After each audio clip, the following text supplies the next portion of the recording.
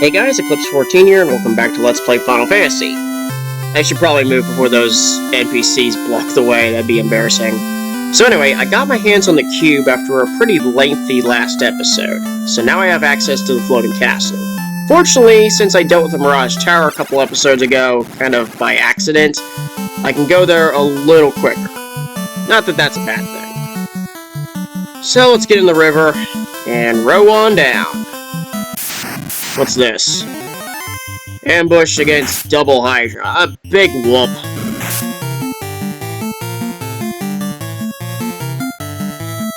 If anything, Zest and Edge should take him out. I know Zest definitely will. Edge, maybe. And again, maybe not. Unless Teal does the job. Oh, man. Teal's ability to whack monsters continues to grow. It's insane. Anyway, through the mountain pass, and there's where I dock the airship. Get in, and I'm gonna go a short route of the Honeycomb Desert this time, this way I can focus more on the floating castle proper. So, there's this little spot. And you just need to go a good chunk west and a little north to reach the tower. A Tyro. Just that, I don't need any magic. But in order to get it down in one hit, I need a critical. Flat out.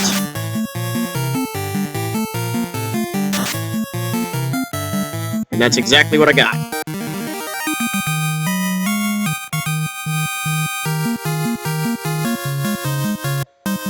Alright, so we'll go ahead and... There's the tower. Get on up. And in we go for a whopping 5 seconds in the first floor. Because that's really all that first floor is. It's just a single large room full of chests.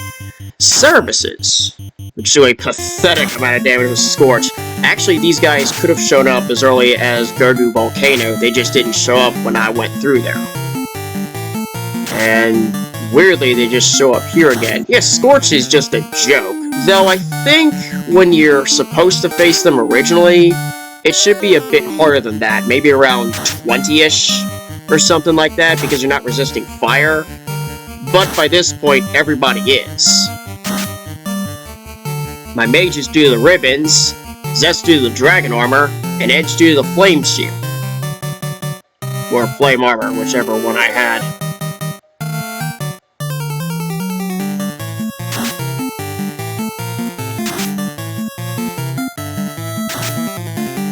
Yeah, this is just kind of laughable.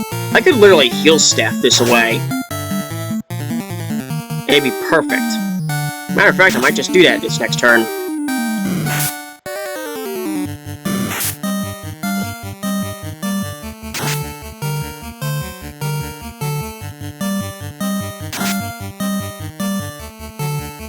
One down.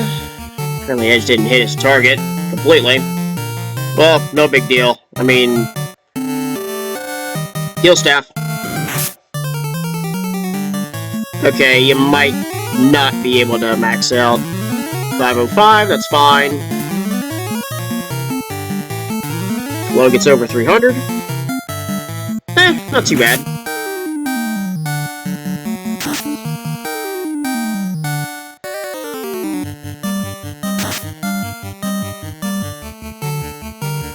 $128 damage from Flow, that opens your eyes a bit.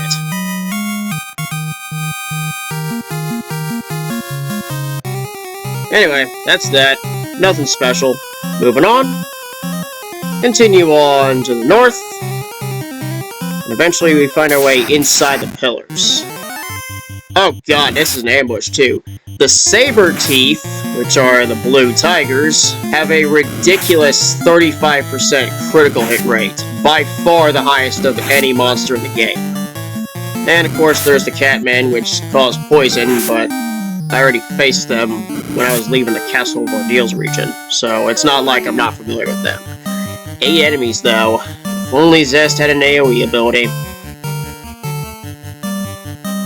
Well, either way, whack a Sabretooth, Zeus Gauntlet, Thor Hammer, And I don't even have anything. Ice 2. I keep forgetting Teal doesn't have anything that does damage anymore. I mean, there's Confusion, which can be fun, but it's either that or the Heal Staff. Now, granted, he does have something coming up that will make something of use. I just haven't reached that yet, and I've been kind of muscle memorying about the Mage Staff. It happens. Before long, I'll end up doing it again, only to realize, hey, I've got this thing.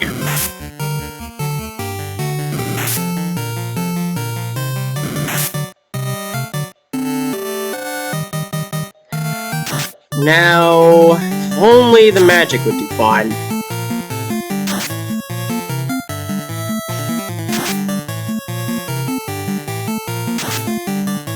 If anything, the Ice 2 should dispatch some of them, if not all. I mean, I've been whacking with enough magic. I should be able to cut through. Well, Zest definitely did. There goes the other Sabertooth.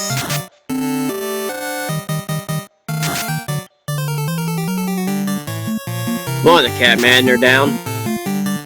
73 makes that one go. 43 takes that out. 48. And finally, 65. Leaving just 2 of them. Okay, that's fine. Just, prod at them.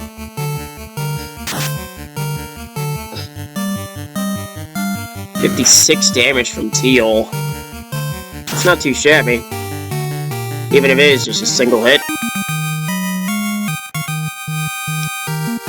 Unfortunately, 2 poisons occurred, which means not only do I have to reset the party yet again, as if that hasn't been a common thing at this point, but I also need to hit start and run 2 Pures.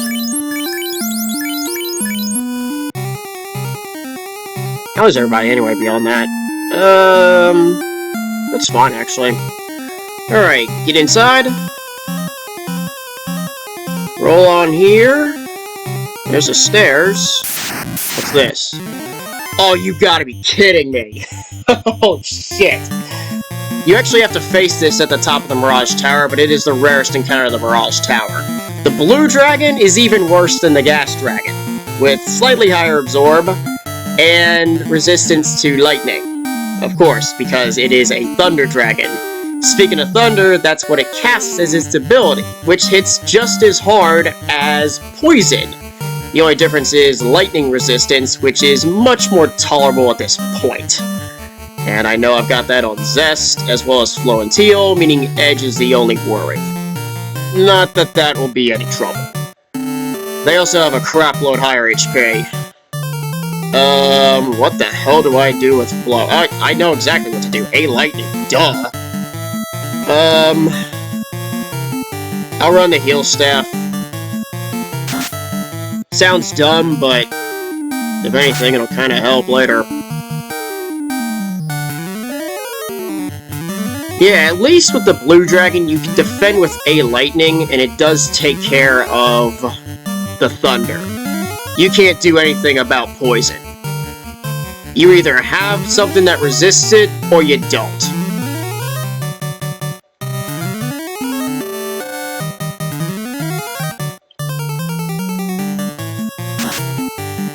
$56 damage, and that's resisting it.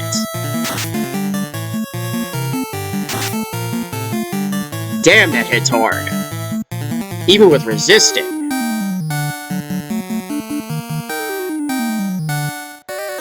Yeah, just heal again.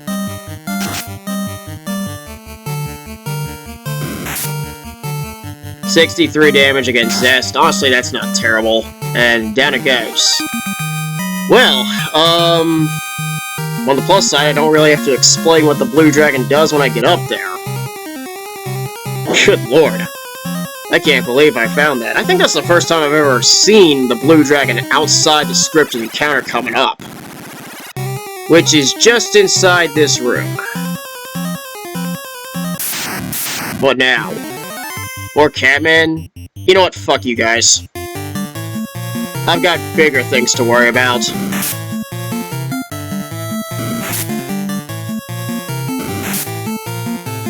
Of course you're poison.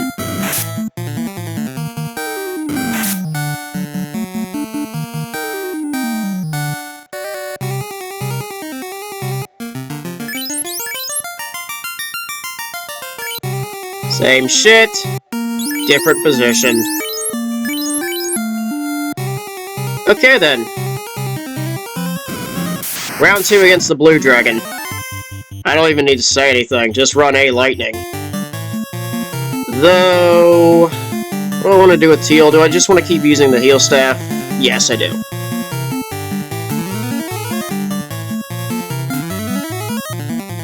If anything, it helps mitigate some of Zest's damage.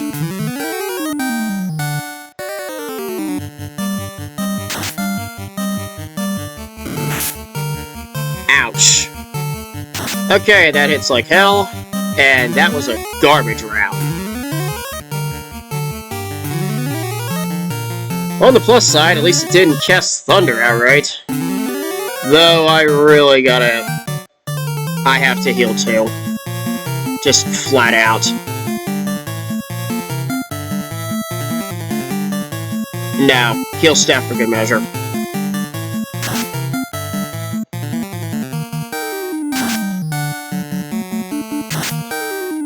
Uh-oh.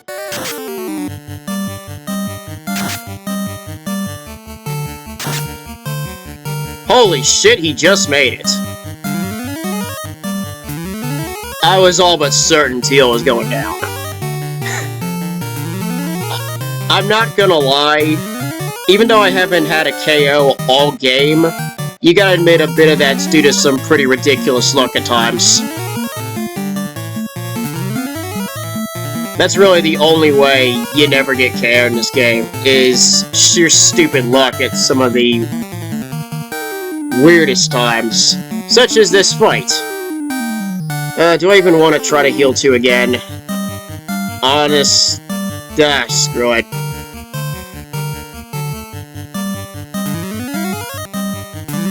Fortunately, Flo went first.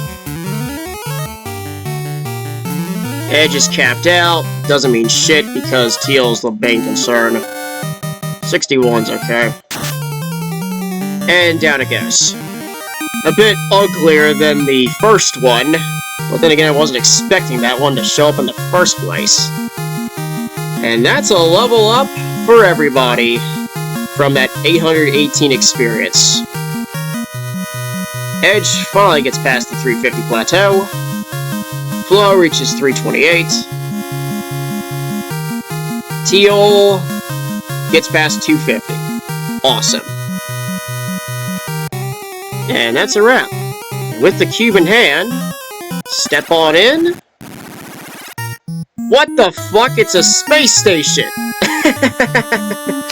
Yeah, the NES and MSX versions of the floating castle make a pretty huge plot twist, where the castle is actually a freaking space station. Later versions, unfortunately, relegate it to a standard floating medieval castle with some machinery here and there, which honestly is a shame, because I always felt like this plot twist was a huge curveball. Well, it is what it is. So, the floating castle. My personal favorite dungeon of the game for every reason. Let's head on out and take a look at some of the places here. We're gonna go south immediately. And that leads us to this room containing this one chest. That was not a trap, rather we've got 2 nightmares and an evil man, which is just a hilarious name. Those guys you gotta be real careful of though, because they can cast transfer to start things off, which, as I discussed with level 8 magic, it doesn't work on the enemies, but it does work on you. And if you somehow don't decide to take it out before then, it has a chance of nuking your ass. Focus on the damn evil man. While I'm at it, I'll run ice too. 180. Sweet. 228, which blows that one out of the commission. And 75 for better.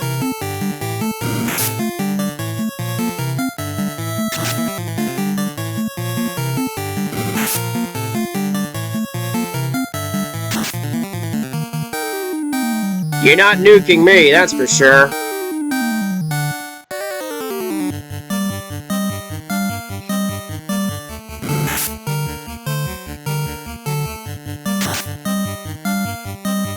I mean, the nightmares were a joke. The evil man was the big concern. Inside the chest, the Bane Sword, which casts Bane when used as an item, which can be fun at times. Actually, I should probably use it. 3 bad men. Well, this isn't anything spectacular. I'll run the Thor Hammer, and damn it, I keep doing that. I'll just split them and look at somebody. Yeah, I think that Bane Sword's actually pretty decent. I can change the weaponry up. Not that that's that big a deal. Though the Sun Sword is definitely real strong. So I'm gonna let Edge take it. This way he switches out instead of defense. Defender's fine. I just like using different stuff just to play around.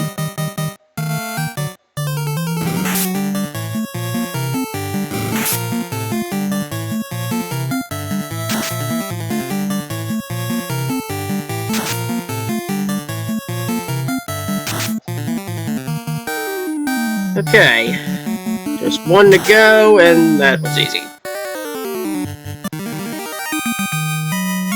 Yeah, I'll switch to the Bane Sword now. Just to have some fun. Let's have some fun! Weapon. Trade. Bane Sword. Yeah, let's give it a go. Alright, so with that one done, I'll head to the right next.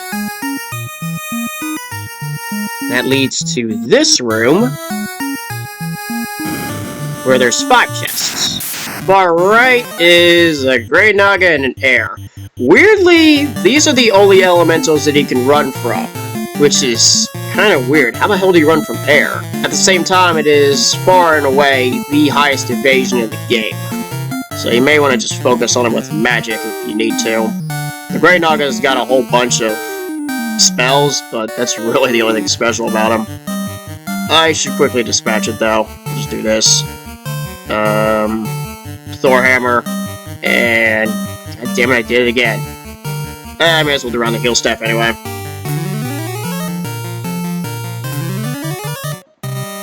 I just realized I'm past 18 minutes. I didn't realize I was that far. But apparently I am. Well, depending on what I face here, I could just stop at the 2nd floor, and it'll just run through the rest of the floating castle with the next episode.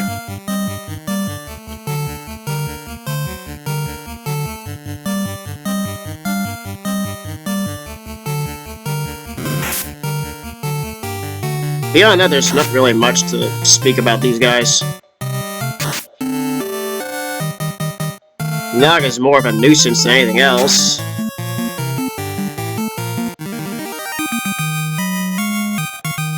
I dispatched that pretty easily. Alright, inside the chests. This one, just out of nowhere, is 180 gil. This chest, 5,000 gil. Up top, another Protect Ring. The second of the chest Protect Rings. Speaking of that, give that to Teal. Even though Ribbon covers the instant death element, Protect Ring does fine as a hand armor. And everybody can use it. So, even with a Ribbon doing the death element resistance, Pro Ring still has a use for a different reason. Anyway, this chest, 6,720 gil, and the final one is the second healing element, and third healing item of the game. Now that I think about it, armor, It's got a little less absorption than the Opal helmet, but the Opal helmet doesn't do shit either. So, I could,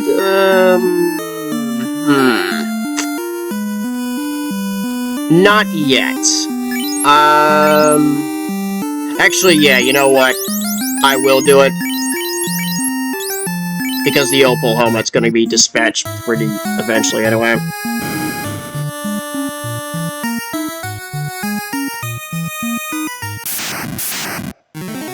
Another Grey Naga? A big whoop. Fortunately, it's just that, so I can focus everything on it as I head for the western room. Hopefully quickly, I just realized I'm now at 21 minutes. Really shouldn't have spent all that time thinking about the heal helmet. Eh, whatever. Move on.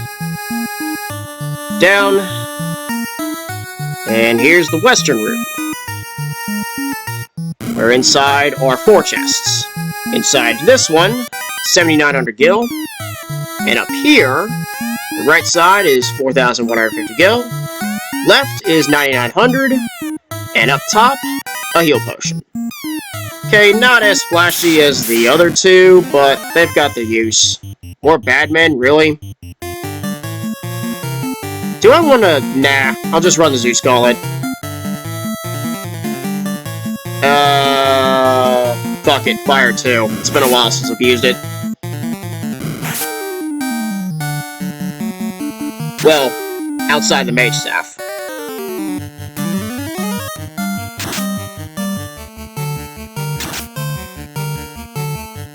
There goes that one. 90 and 46. 41, 47, 62.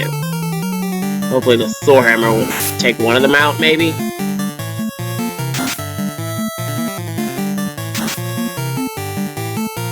Nope, apparently not. Well, can't say I didn't try.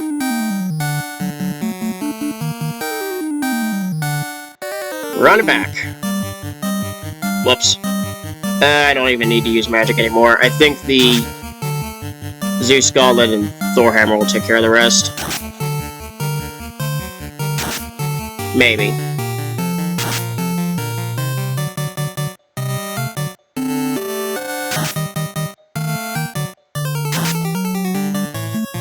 Finally, one goes down. Seriously?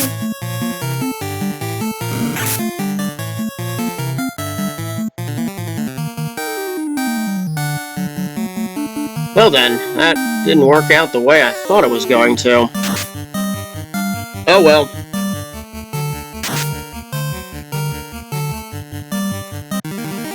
Yeah, at this point, I might end up in another encounter that might take a while.